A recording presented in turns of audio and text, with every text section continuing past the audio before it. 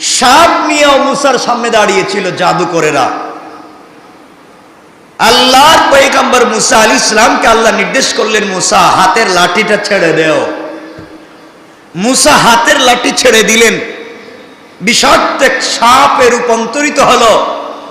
মুসার জাদুকরেরা যত সাপ দিয়েছিল, ফেরাউনের জাদুকরেরা যত সাপ দিয়েছিল, মুসার লাঠি নামক সাপ সবগুলা ফেরাউনের সাপকে খেয়ে ফেলবে। আল্লাহু আকবার বললেন না? জোরে বলেন আল্লাহু আকবার। যেন মনে রাখবেন, আল্লাহ যার পক্ষে থাকেন সে আর যাই হোক আজ না হয় কাল জিতবেই ইনশাআল্লাহ। বলেন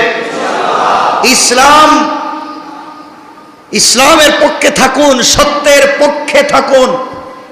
কারো ব্যক্তির প্ররোচনায়, কারো ব্যক্তির গোষ্ঠীর জাতির কথায় বিভ্রান্ত হয়ে অন্যায় কাজে সহযোগিতা করবেন না। কারণ ইসলাম আজীবন জিতবেই। ইসলাম প্রতিষ্ঠিত হয়েছিল বিজয়ের মাধ্যমে, কিয়ামত অবধি ইসলাম বিজয়ী থাকবে, হয়তো আপনাকে নিয়ে, না হয় আপনাকে ছাড়া। ঠিক কিনা? আপনাকে নিয়ে আর না হয় আপনাকে ছাড়া, কিন্তু আপনি ইসলাম ছাড়া কোনোদিন বিজয় অর্জন করতে পারবেন না। পরিষ্কার মাথায় রাখবেন।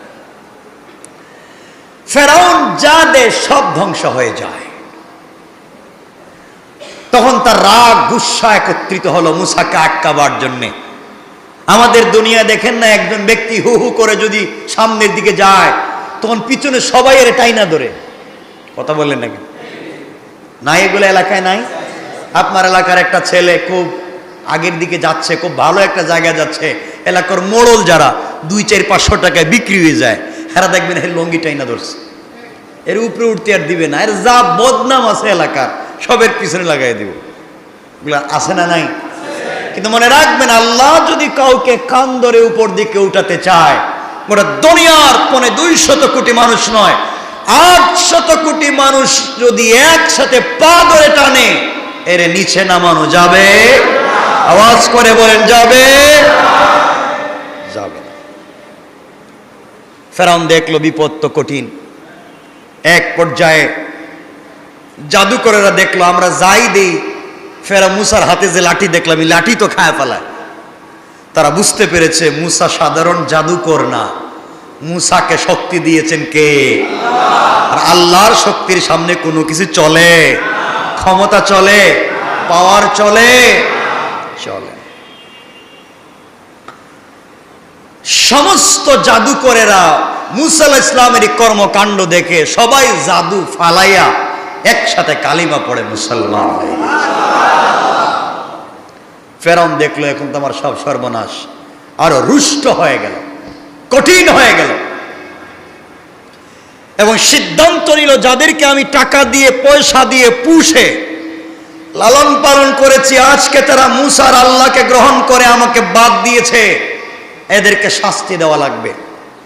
কি দেওয়া লাগবে? আপনারা কথা বলছেন না কেন? কার হুকুম মানার অপরাধ? সৃষ্টির হুকুম বাদ দিয়ে স্রষ্টার হুকুম মানার অপরাধে ফেরাউন এখন শাস্তি দিচ্ছে, হাত পা কেটে দাও। সবার হাত পা কেটে দিয়ে খেজুর গাছের কাণ্ডে ঝুলিয়ে শুলিবিদ্ধ করে এদেরকে হত্যা করো। নাউজুবিল্লাহ বললেন না? জাদুকরেরা দেখলো এতদিন ফেরাউনকে মানছি, আমাদেরকে কত কিছু দিল, আর আজকে আল্লাহকে মানার সাথে সাথে ফেরাউন আমাদের বিরুদ্ধে চলে গেল, ফেরাউন আমাদেরকে শুলিবিদ্ধ করে হাত পা কেটে মারতে চায়। এখন যদি তার কথা মানি আমাদেরকে ছেড়ে দিবে, আর তার কথা মানলে আল্লাহকে ছেড়ে দিতে হবে। আল্লাহকে ছেড়ে দিয়ে ফেরাউনকে মানলে সাময়িক শান্তি পাবো, কিয়ামতের দিন থেকে জান্নাতে আর যাওয়া যাবে না। এখন কি করা যায়? তারা সিদ্ধান্ত নিয়ে বলেন, কালু লা দাইরা ইন্না ইলা রব্বিনা মুনকালিবুন। তারা বললেন তাতে কোনো ক্ষতি নাই, আমরা আমাদের স্রষ্টার কাছে ফিরে যাব। আপনি আমাদেরকে শুলিবিদ্ধ করে হত্যা করবেন, মেরে ফেলেন, এরপরেও আমরা স্রষ্টাকে বাদ দিয়া সৃষ্টিকে আর মানব না। আজকে থেকে আমরা আল্লাহকে মানলাম, 1-2 মিনিট শুলিতে চড়ালে কষ্ট হবে, 1-2 মিনিট 10-15 মিনিটের কষ্ট আমরা মেনে নিব, আর অনন্তকাল জাহান্নাম থেকে বেঁচে যাব। সুবহানাল্লাহ বলেন। আপনি আমি 1-2 মিনিটের শান্তির জন্য 2-4-500 টাকার জন্য সত্যরে মিথ্যা, মিথ্যারে সত্য বানায় দেই, কিয়ামতের দিন কি জবাব দিবেন? কি জবাব দিবেন? এজন্য যেখানেই দেখবেন অন্যায়, যেখানেই নিমক হারামি, যেখানেই দেখবেন জুলুম হকের বিপক্ষে পৌঁছে গিয়েছে, নিজে কিচ্ছু জানে না, নিজে এই চেয়ারের যোগ্য নয়, নিজে অফিসে বসার যোগ্য নয়, যখন সেখানে বসে এই চেয়ারে বসে অধিকার খাটাতে চায়, মনে রাখবেন এই পৃথিবীতে রাসূল পাক বলেছেন কিয়ামতের আলামত হচ্ছে বড় বড় জায়গায়, মসজিদ এবং মাদ্রাসার জায়গায় দায়িত্বশীল হয়ে বসে যাবে কিয়ামতের আগে হারামজাদা অবৈধ সন্তানেরা। ঠিক কিনা বলেন? কার কথা? আল্লাহর রাসূলের কথা। কিয়ামতের আলামত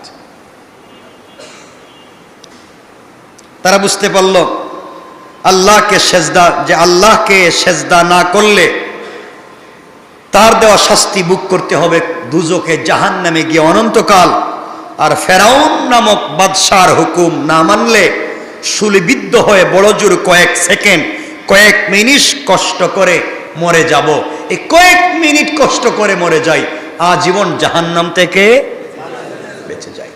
এখন এখান থেকে কি ঘটনাই বুঝলাম না আমরা এতটুকুন বুঝলাম যে আমরা দুনিয়ার মানুষের অন্যায় হুকুম মানতে গিয়ে যদি আল্লাহকে অসন্তুষ্ট করি, দুনিয়াও নাই আখিরাতও নাই। আর দুনিয়ায় যদি কারো হুকুম বাদ দিয়ে আল্লাহকে ভয় করে বসে থাকি, দুনিয়ায় সাময়িক কষ্ট হলেও আমাদের পক্ষে থাকবেন কে? আল্লাহ। এক পর্যায়ে তাদেরকে জোর করে শুলিবিদ্ধ করে হত্যা করা হলো, কিন্তু তারা আল্লাহ বাদ দিয়ে কোন সৃষ্টির হুকুম মানতে রাজি হলেন না। কিন্তু কথা হচ্ছে এই দুনিয়ার জমিনে, দুনিয়ার মধ্যে ফিতনা যত তৈরি হয়, সকল ফিতনা এই দুনিয়ার জমিনে তৈরি হয় লোভ আর লালসার মাধ্যমে। লোভ আর লালসা, দুনিয়ার প্রতি লোভ, দুনিয়ার লালসা, নারীর প্রতি লোভ, এই সমস্ত আমাদেরকে ধ্বংস করে ফেলে। কেমনে ধ্বংস করে ফেলে? আমরা আজকে টাকা পাইলে মুঠ করে হাতে নিয়ে আনি, মুষ্টিবদ্ধ করে হালাল না হারাম দেখতে চাই না। একজন আমাদেরকে টাকা দিলে মুখ বন্ধ হয়ে যায়, সত্য কথা বলা বাদ দিয়ে দেই। মনে রাখবেন জবান দিয়েছিলেন আল্লাহ, আপনি সত্য বন্ধ করে দিয়েছেন, জবাব দিবেন আল্লাহর কাছে। ঠিক না?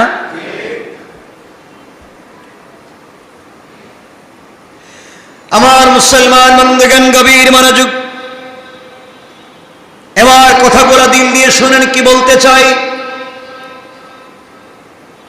আল্লাহর পয়গম্বর মুসা আলা নবিয়্যিনা আলাইহিস সালাতু ওয়াস সালামের জামানায় আল্লাহ রাব্বুল ইজ্জতুল জালাল মুসাকে জানাইয়া দিলেন, মুসা এই জাব্বারিন গালিবার আমালিকা গোত্রের বিরুদ্ধে যুদ্ধ করা লাগবে। আমার জমিনে আমার তাওহীদকে প্রতিষ্ঠা করা লাগবে, আমার জমিনে রিসালাত প্রতিষ্ঠা করা লাগবে। এই জমিন আমার, এই জমিন আমার, এই সৃষ্টি আমার। জমিনের মধ্যে শুধুমাত্র কেবলমাত্র হুকুম চলবে আমি আল্লাহর, একমাত্র কথা চলবে আমি আল্লাহর, প্রশাসক হব একমাত্র আমি আল্লাহ। দুনিয়ার জমিনে আমি আল্লাহ থাকতে কারো হুকুম চলবে না। এই কথা যখন আল্লাহ তাআলা মুসাকে জানায়া দিলেন, দুনিয়ার জমিনে মুসা আলাইহিস সালাম কথাগুলো বলতে লাগলেন। মুসলিম শরীফের হাদিস সংক্ষেপ করে আপনাদেরকে বলি, দুনিয়ার আনন্দ, সবুজ শ্যামল চিত্তাকর্ষক একটি স্থান হচ্ছে দুনিয়া। সেই দুনিয়াতে আল্লাহ তাআলা তোমাদেরকে তার খলিফা বানিয়েছেন। এখন তিনি দেখবেন তোমরা কিরূপ আমল করো। সুতরাং দুনিয়ার জমিনে দুনিয়া থেকে সতর্ক হও। নবীজি সাল্লাল্লাহু আলাইহি সাল্লাম বললেন, ফাত্তাকুদ দুনিয়া, দুনিয়া থেকে সতর্ক হও, ওয়াত্তাকুন নিসা, এবং নারীদের থেকে আরো বেশি সতর্ক হও।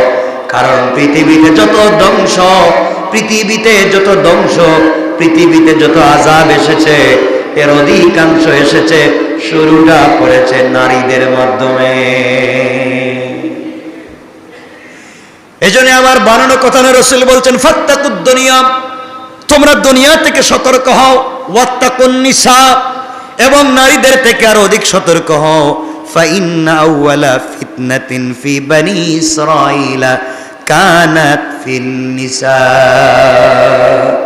নবীজি সাল্লাল্লাহু আলাইহি ওয়াসাল্লাম বললেন, কারণ দুনিয়ার জমিনে বনি ইসরাইল জাতি প্রথমে ধ্বংস হয়েছিল একমাত্র কেবলমাত্র নারীর কারণে।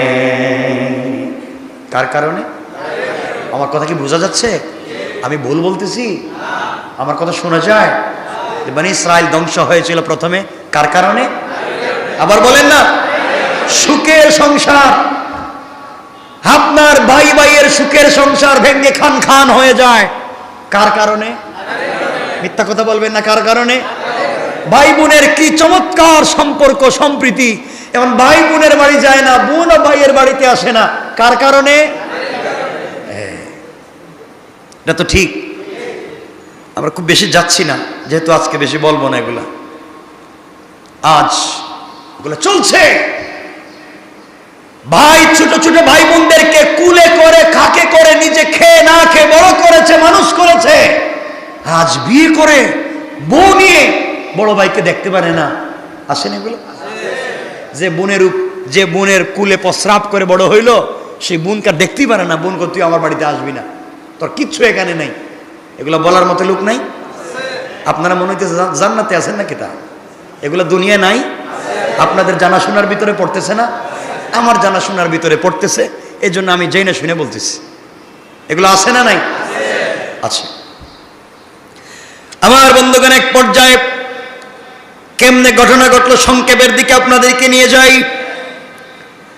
নারীর দিক থেকে পুরুষদেরকে আকর্ষণ করার জন্য বহু ধরনের জাল বিছিয়ে দেওয়া হয়। এই জালে পা দিয়ে পুরুষেরা ধ্বংস হয়ে যায়, পৃথিবীটাও ধ্বংস হয়ে যায়। কেমনে আপনাদেরকে ছোট করে সামনের দিকে নিয়ে যাই। বনি ইসরাইল জাতির একজন উচ্চ মর্যাদা সম্পন্ন পয়গম্বরের নাম মুসা আলাইহিস সালাতু ওয়াস সালাম। তার জামানায় একজন বড় বুজুর্গ ছিলেন, আল্লাহর ওলি। কি ছিলেন? নাম কি? বুজুর্গ ছিলেন আল্লাহর ওলি, যার নাম বালাম ইবনে বাউর। আমি ঘটনা বলবো না, শুধুমাত্র তার সামনের দিকে কথাগুলো আপনাদেরকে বুঝিয়ে দিতে চাই। বালাম ইবনে বাউর একজন বুজুর্গ মানুষ। এত বড় বুজুর্গ, তিনি ছিলেন মুস্তাজাবুদ দাওয়া। সে ইসমে আজম জানত। ইসমে আজমের মাধ্যমে দুটা হাত উপর দিকে উঠে আল্লাহর কাছে যা বলতো, হাত নামাবার আগে আগে আল্লাহ তাআলা বালামের সব দোয়াকে কবুল করে নিতে, সব কবুল হয়ে যায়। এত বড় বুজুর্গ, এত বড় আল্লাহর ওলি, হাত উঠালে শব্দ কবুল। বালাম ইবনে বাউর সাধারণ মানুষ? কথা বলছেন না কেন? কত বড় বুজুর্গ, ইসমে আজম জানে, হাত উঠালে দোয়া কবুল হয়ে যায়। ঘটনা কোন জায়গা থেকে শুরু হলো? হযরতে মুসা আলাইহিস সালাতু ওয়াস সালামকে আল্লাহ তাআলা হুকুম করলেন, মুসা, জব্বার জাতির বিরুদ্ধে যুদ্ধ করতে সিরিয়ার দিকে তুমি অন্তর্গত বনি কেনান নামক স্থানে যাও। বনি কেনান নামক স্থানে যাও, সিরিয়ার দিকে যাও। জব্বার অর্থাৎ আমালিকা, আমরা যাদেরকে চিনি আজকালকে গালিবার নামে, তাদের বিরুদ্ধে যুদ্ধ করবার জন্য তোমরা যাও। এরা এত বড় মানুষ ছিল, এদের হাত থেকে পা থেকে উপর দিকে বেয়ে বেয়ে উঠা যেত। এত বড় মানুষ ছিল এরা। এদের বিরুদ্ধে মুসা আলাইহিস সালাতু ওয়াস সালামকে আল্লাহ তাআলা বললেন, যাও এদের বিরুদ্ধে তুমি যুদ্ধ করে, পাঠিয়ে দিলেন। আল্লাহ কেমনে বললেন? আবার আল্লাহ বলেন, ইয়া কওমি দুখুলুল আরদাল মুকদ্দাসাতাল্লাতী কাতাবাল্লাহু লাকুম ওয়া লা তা'তাদ্দু আলা আদবারিকুম ফাতানকালিবু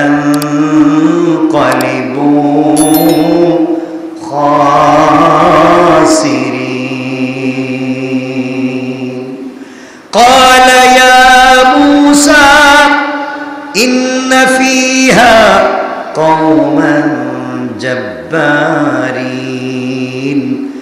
ইন্না লান নাদখুলাহা হাত্তা ইয়াখরুজু মিনহা ফাইন ইয়াখরুজু মিনহা ফাইন্না দাখিলুন। আল্লাহ রাব্বুল ইজ্জত ওয়াল জালাল বললেন, হে আমার মুসা বলেন, হে আমার সম্প্রদায়, আল্লাহ তোমাদের জন্য পবিত্র ভূমি নির্দিষ্ট করে দিয়েছেন, তাতে তোমরা প্রবেশ করো এবং পিছনে হটবে না, পিছনের দিকে যাবে না, তাহলে ক্ষতিগ্রস্ত হয়ে পড়বে। ওরা মুসা আলাইহিস সালামকে বলতে লাগলো, বনি ইসরাইল বলতে লাগলো, সেখানে এক দুর্দান্ত জাতি আছে যাদের নাম জব্বার আমালিকা, এই সম্প্রদায়ের বিরুদ্ধে আমরা যুদ্ধ করতে পারবো না, এরা বের না হওয়া পর্যন্ত তাদের সঙ্গে আমরা যুদ্ধ করতে পারবো না, তারা সেই স্থান থেকে বাইরে হয়ে গেলেই শুধু আমরা প্রবেশ করব। মুসা আলাইহিস সালাম জব্বার জাতির বিরুদ্ধে যুদ্ধ করতে বনি ইসরাইলের কিছু লোক নিয়ে সিরিয়ার অন্তর্গত বনি কেনান নামক স্থানে তাঁবু ফেললেন, যুদ্ধ করবেন। সেখানে বালাম ইবনে বাউরের লোকেরা তার কাছে গিয়ে বলল, মুসা তার অনুসারী এবং বনি ইসরাইলদের বিরাট বাহিনী নিয়ে আমাদেরকে হত্যা করবার জন্য এসেছে, আমাদেরকে এখান থেকে বের করে দিতে চায়, তুমি তাদের বিরুদ্ধে একটা বদদুয়া করো। বালাম ইবনে বাউর, আপনি মুস্তাজাবুদ দাওয়া, আপনি তো ইসমে আজম জানেন, মুসার বিরুদ্ধে বদদুয়া করেন, বনি ইসরাইলের বিরুদ্ধে বদদুয়া করেন যেন তারা ধ্বংস হয়ে যায়। বালাম জবাব দিলেন, আল্লাহর নবীর বিরুদ্ধে কি বদদুয়া করা যায়? মুসা তো আল্লাহর পয়গম্বর, আমি কেমনে মুসার বিরুদ্ধে বদদুয়া করব? মুসার বিরুদ্ধে বদদুয়া করলে কাজ হবে না, আমার দুনিয়া আখিরাত বরবাদ হয়ে যাবে, আমার কাছে এরকম কথা বলবা না, এটা অনেক অসম্ভব কাজ, আমি করতে পারবো না। জব্বার কওমের লোকেরা কাকুতি মিনতি করতে লাগলো, তাকে তুষামদি করতে লাগলো। তখন বালাম বলল, ঠিক আছে, আমি ইস্তেখারা করে দেখি আল্লাহ তাআলার তরফ থেকে কোনো হুকুম আসে কিনা, তারপর আমি ফয়সালা করবো। সে ইস্তেখারা করলো, ফলে বুঝতে পারলো আল্লাহ নবীর বিরুদ্ধে বদদুয়া করা মানে নিজের ধ্বংস ডেকে আনা, নিজের জীবন ধ্বংস করা, নিজের অস্তিত্ব মেনে নেওয়া। সুতরাং তার কওমকে বলে দিল, শোনো, নবীর বিরুদ্ধে বদদুয়া করা যাবে না। কিন্তু তার কওমের লোকেরা কোনোভাবেই বিরত হলো না, তারা বুঝতে পারলো মুসার বিরুদ্ধে যুদ্ধ করে জয়লাভ করা যাবে না। একমাত্র মুসার মতো একজন বুজুর্গ, তিনি শুধু নবী না, মুসা নবী, বালাম নবী না, মুস্তাজাবুদ দাওয়া, হাত উঠালে কবুল হয়ে যায়। তিনি যদি মুসার বিরুদ্ধে বদদুয়া করেন কাজ হবে। বালামকে তাদের বসে আনার জন্য ফোন দিয়ে আটতে লাগলো। অবশেষে তারা হাদিয়া তুহফা উপঢৌকন নিয়ে বালামের কাছে গিয়ে পৌঁছে অনুরোধ করতে লাগলো, কাঁদতে লাগলো। ফলে বালাম দয়ায় অনুভূত হলো, বালামের দয়া হলো, দোয়া করতে লাগলেন। অতঃপর সে গাধার পিঠে সওয়ার হয়ে জিস্তান পাহাড়ের দিকে রওনা হলো। তার কাছেই মুসা আলাইহিস সালামের সেনাবাহিনীর তাঁবু, কিন্তু রাস্তায় তার গাধাটি বারবার বসে যায়, পয়গম্বর মুসার সামনে যেতে চায় না। সে বারবার তাকে মেরে পিঠে আঘাত করে এক পর্যায়ে নিয়ে গেল। যেভাবে যখন সে ক্লান্ত নিরাশ হয়ে গেল, তখন আল্লাহ তাআলার কুদরতের কারিশমা দেখা গেল। এক পর্যায়ে সে দেখলো গাধার মুখের জবান খুলে গিয়েছে, গাধা কথা বলতে শুরু করেছে, আর ডাক দিয়ে বলতে লাগলো, মূর্খ কোথাকার, আল্লাহ তোমাকে মুস্তাজাবুদ দাওয়া বানিয়েছে, আল্লাহ তোমাকে তো শক্তি সামর্থ্য দিয়েছে, হাত উঠালে তোমার দোয়া কবুল হয়ে যায়, তুমি ইসমে আজম জানতে পেরেছ, এত কিছু জানবার পরে তুমি কেমনে মুসার বিরুদ্ধে বদদুয়া করতে যাও? তুই কি জানিস না কোথায় চলে যাই? তুমি যদি এই মুহূর্তে আর আমাকে সামনের দিকে নিয়ে যাও, ফেরেশতারা আমাকে পিছনের দিকে টেনে ধরেছে, তুমি সামনে যাইও না, তুমি ধ্বংস হয়ে যাবে। গাধার মুখের কথা শুনতে পেরে বালাম তো আশ্চর্য হয়ে গেল, গাধা কথা বলতেছে, এর অর্থ হলো সামনে মহাবিপদ, সামনের দিকে যাওয়া যাবে না। সেখানে গাধাকে সেখানেই ফেলে রেখে পায়ে হাঁটতে হাঁটতে পাহাড়ের চূড়ায় গিয়ে উঠে গেল। গাধাকে আর নিল না।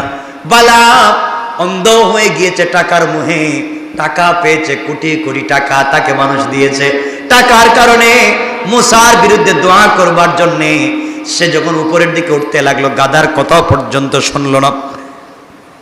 সেখানে বনি ইসরাইল এবং মুসার বিরুদ্ধে দোয়া করতে যাবে, এমন সময় আল্লাহ পাক তার কুদরতের একটা অবস্থা দেখায় দিলেন। বালাম যতবারই মুসার নাম নিয়ে দোয়া করতে যায়, তার মুখ থেকে অনিচ্ছা সত্ত্বে নিজ কওমের নাম এসে যায়। সে যখন দোয়া করে, সে যখন বলতে থাকে আল্লাহ তাআলা মুসার কওমকে ধ্বংস করে দাও, তার মুখ থেকে অটোমেটিক বের হয়ে যায় আল্লাহ তাআলা তুমি আমার জাতিকে ধ্বংস করে দাও। উল্টা হয়ে যায়, যতবারই মুসার কওমের বিরুদ্ধে দোয়া করে ততবারই নিজের কওমের কথা চলে আসে, মুসার নাম ভুলে যায়। এটা করেছেন কে? কথা বলেন কে? আল্লাহ। আল্লাহ বুঝাতে চাইলেন মুসার বিরুদ্ধে দোয়া করা যাবে না। এখন চিন্তা করতেছি, এত টাকা পয়সা পাইছি, আবার মুসার বিরুদ্ধে যদি দোয়া না করি তাহলে টাকা পয়সার কি হবে? ওরা তো এলাকায় গেলে আমার মারবো, পিটাইবো। সে তো দোয়া বারবার করতে, যতবারই নাম নেয় ততবারই নিজের উপরে আসে, যতবারই মুসার কথা বলে ততবারই নিজের উপরে আসে, নিজের জাতির কথা বলে নিজের উপরে চলে আসে। এক পর্যায়ে সে অপারগ হয়ে গিয়েছে, বালাম সতর্ক হচ্ছে না। এক পর্যায়ে তার সমস্ত ক্ষমতা প্রয়োগ করে মুসা আলাইহিস সালামের নাম নিতে গেল, ঠিক তখনই তার বিপদ ঘটল, জিহ্বা বের হয়ে বুক পর্যন্ত ঝুলে গেল। নাউজুবিল্লাহ বললেন না? জিহ্বা বের হয়ে বুক পর্যন্ত ঝুলে গেল। এর একমাত্র কারণ মুসার বিরুদ্ধে বদদুয়া করতে যাচ্ছে, যে আল্লাহর হুকুম মানে বদদুয়া করতেছে, বিনিময় কি? কথা বলেন না কেন? আজকালকে যারা টাকার মোহে পড়ে, দুনিয়ার সম্পত্তির লোভ লালসায় পড়ে, একমাত্র আল্লাহর অস্তিত্ব কোরআন সুন্নাহর বিরুদ্ধাচরণ করে, টাকায় পাগল হয়ে কোরআন সুন্নাহর বিরুদ্ধে অবস্থান করছে, তাদের অবস্থা বালামের মতো হয়ে যাবে। ঠিক কিনা বলেন? হবে। ক্ষমতা, টাকা, চেয়ার, এগুলার কারণে যারা আল্লাহর অস্তিত্ব, আল্লাহর হুকুমের বিরুদ্ধাচরণ করছে, যাকে যতটুকু সম্মান দেওয়ার কথা তাকে দিচ্ছে না, জবাব দিবেন কে? আমরা ওখান থেকে আগামী সপ্তাহে আলোচনা শুরু করব ইনশাআল্লাহ। আমার জন্য দোয়া চাই, আপনাদের জন্য দোয়া থাকবে। আল্লাহুম্মা সাল্লি আলা মুহাম্মদ ওয়া আলা আলি মুহাম্মদ কামা সাল্লাইতা আলা ইব্রাহিম ওয়া আলা আলি ইব্রাহিম মিনাল খাসিরিন। ربنا آتنا في الدنيا حسنة وفي الآخرة حسنة وقنا عذاب النار وادخلنا الجنة مع المتقين والأبرار। ইয়া আল্লাহ, আমরা যারা হাজির হয়েছি, আল্লাহ তুমি আমাদের সবাইকে মাফ করে দাও। আল্লাহ তুমি আমাদের সবাইকে মাফ করে দাও। আল্লাহ তোমার খাস গোলাম হিসাবে আমাদেরকে কবুল করে নাও। ইয়া আল্লাহ, দুনিয়ার জমিনে একমাত্র তুমি আমাদের জিম্মাদার হয়ে যাও। আল্লাহ তুমি আমাদের জিম্মাদার হয়ে যাও। আল্লাহ তুমি আমাদের খালিক, তুমি আমাদের মুনিব, তুমি আমাদের মালিক। আল্লাহ তুমি ছাড়া আমাদের বলবার কোনো জায়গা নাই। আল্লাহ, ইয়া আল্লাহ, তোমার ঘরে এসে আমরা হাত উঠাইছি। আল্লাহ তুমি আমাদেরকে তোমার বান্দা হিসাবে কবুল আর মঞ্জুর করে নাও। আমাদের সবাইকে তুমি মাফ করে দাও। আমাদের দিলের জায়েজ মাকসাদ গুলাকে পুরো করে দাও। আমাদেরকে তুমি ভাই ভাই বানায়া দাও। আমাদের দেশের উপরে খাস রহমত নাজিল করো। আল্লাহ সাল্লাল্লাহু তাআলা আলা নবী ওয়া আলা আলিহি ওয়া সাহবিহি আজমাইন, আমিন। আসসালামু আলাইকুম ওয়া রাহমাতুল্লাহ। আমরা অল্প কথা শুনবো আজকে, যেহেতু শুরু করলাম। আজকে আমরা অল্প কথা শুনবো। আগামী তাফসীর থেকে আমরা সবাই আলহামদুলিল্লাহ চলে এসেছি। আমরা তাফসীর শুনবো। আমরা যে তেলাওয়াত করেছি, আল্লাহ তাআলা এখানে মুসা আলাইহিস সালামের সম্প্রদায়কে একটা কথা বলেছেন, একটা ঘটনার পরিপ্রেক্ষিতে। আমরা শুরুটা করতে পারি এভাবে। আল্লাহ রাব্বুল ইজ্জত ওয়াল জালাল আমাদেরকে বোঝাতে চাইলেন, হাদিস শরীফে এসেছে, বলেছেন লা তাআতা লিমাখলুকিন ফি মাসিয়াতিল খালিক, স্রষ্টার অবাধ্য হয়ে কোনো সৃষ্টির হুকুম মানা যাবে না। অর্থাৎ আল্লাহর অবাধ্য হয়ে আল্লাহর সৃষ্টির কোনো কথা মানা যাবে না। আবার বলেন, মানা যাবে না। তাহলে বোঝা গেল আল্লাহর অবাধ্য হয়ে কারো কথা মানা যাবে না। এখন যে কেউ হোক, যে কারো কথা, আল্লাহর অবাধ্য হয়ে যদি কারো কথা মানতে হয়, আল্লাহর অবাধ্য হয়ে যদি কারো কথা শুনতে হয়, তিনি আমার বাবা, তিনি আমার মা, তিনি আমার অভিভাবক, তিনি আমার নেতা, অথবা আরো কেউ, তিনি আমার পীর, বা যে কেউ, তিনি আমার উস্তাদ, আল্লাহকে অসন্তুষ্ট করে স্রষ্টার অবাধ্য হয়ে কোন সৃষ্টির কথা মানা যাবে না। আল্লাহ যা বলেছেন তাই। এখানে যদি আপনি কোনো সৃষ্টির, কোনো ব্যক্তির, কোনো সংগঠনের, কোনো কমিটির আপনি কথা শোনেন, আল্লাহর অবাধ্য হয়ে আপনি জাহান্নামী। কি? কারণ জান্নাতে যেতে হলে বাধ্য হতে হবে কার? কথা শুনতে হবে কার? এজন্য একমাত্র শুধুমাত্র স্রষ্টার অবাধ্য হয়ে, আল্লাহর অবাধ্য হয়ে কোন সৃষ্টির কথা মানা যাবে না। মানলে কি হবে? এদিকে আমরা যাব। সৃষ্টির হুকুমের সাথে যদি স্রষ্টার হুকুমের সংঘর্ষ হয়, অর্থাৎ আল্লাহর সৃষ্টি কেউ বা কারা, কোন গরু, কোন ব্যক্তি যদি কোনো হুকুম করে আর সেটা যদি আল্লাহর হুকুমের সাথে সংঘর্ষ হয়, তাহলে ব্যক্তির, দলের, নেতার, লিডার, বাবার, মায়ের, অভিভাবকের হুকুম ছেড়ে দিয়ে আল্লাহর হুকুম পালন করা ফরজ। কথা পরিষ্কার? কারণ আল্লাহ হচ্ছেন আমাদের স্রষ্টা। আল্লাহ আমাদের, বলেন না, মা বাপ, বলেন সৃষ্টি, মা বাপ, সন্তান, অভিভাবক, নেতা, যে কেউ সৃষ্টি। আল্লাহ বুঝাতে চাইলেন আমার কথার সাথে যদি সৃষ্টির কোন কথার সংঘর্ষ হয়, তাহলে অবশ্যই তোমরা মানতে হবে কার কথা? পরিষ্কার? সন্দেহ আছে? যেমন ফেরাউনের জাদুকরেরা যা করেছিল, ফেরাউন ছিল এক জালেম সরকার, ফেরাউন ছিল এক জালেম বাদশাহ। ফেরাউন মিশরের, সে আল্লাহর নবী মুসা আলাইহিসসালামের বিরুদ্ধে দাঁড়িয়েছিল। আল্লাহর নবী মুসা আলাইহিসসালামের বিরুদ্ধে দাঁড়িয়েছিল মুসা নামক জালেম বাদশাহ। ফেরাউন নামক জালেম বাদশাহ দাঁড়িয়েছিল মুসা নামক আল্লাহর পয়গম্বরের বিরুদ্ধে। মুসা আলাইহিস সালাম নিজে আল্লাহর নবী হওয়ার প্রমাণ দেখালেন, আমি আল্লাহর নবী, আমি তাওহীদ এবং রিসালাত নিয়ে এসেছি, তোমাদেরকে আমার কথা মানতে হবে, এটা আমার নয়, এটা কার কথা? কিন্তু সে ফেরাউন মুসার সব কথাকে জাদু বলে উড়িয়ে দিল। কি বলে? জাদু। এগুলা জাদু। এই বলে উড়িয়ে দিয়ে নবী মুসা আলাইহিস সালামের মোকাবেলা করবার জন্য দেশ এবং বিদেশ থেকে দীর্ঘদিনের অভিজ্ঞতা সম্পন্ন জাদুকরদেরকে মুসার বিরুদ্ধে দাঁড় করালো। বুঝতে পেরেছি? মুসা হুকুম মানতেছেন কার? আদেশ মানতেছেন কার? পয়গম্বর কার? মুসা আল্লাহর কথা বলছেন, আর ফেরাউন বাদশাহ সে মুসার বিরুদ্ধে দাঁড়িয়ে গেল।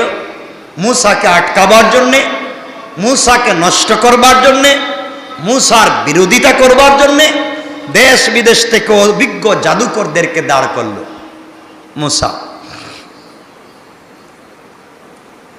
এক পর্যায়ে মুসার সামনে যখন জাদুকরেরা দাঁড়ালো, কার সামনে? বিভিন্ন ঘটনা আছে, আপনারা জানেন।